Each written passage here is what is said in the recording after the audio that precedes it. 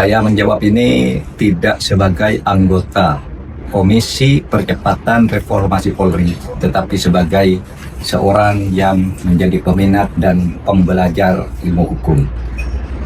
Perkap tersebut, Perkap nomor 10 tahun 2025 itu bertentangan dengan dua undang-undang, yaitu pertama Undang-Undang nomor 2 tahun 2002 tentang Kepolisian Republik Indonesia, di mana di dalam pasal 28 ayat 3 disebutkan bahwa anggota Polri yang mau masuk ke jabatan sipil itu hanya boleh apabila minta berhenti atau pensiun dari dinas Polri.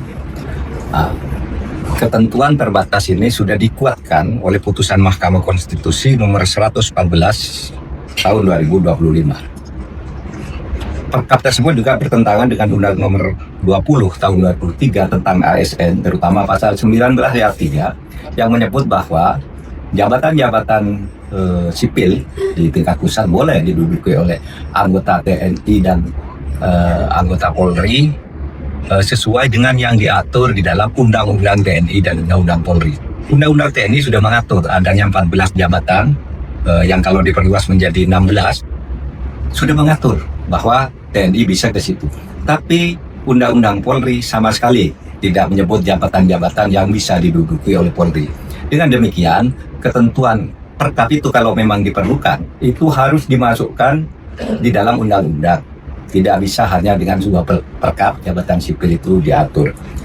Saudara juga tidak benar loh kalau mengatakan, loh, Polri itu kan sudah sipil, masa tidak boleh masuk ke jabatan sipil?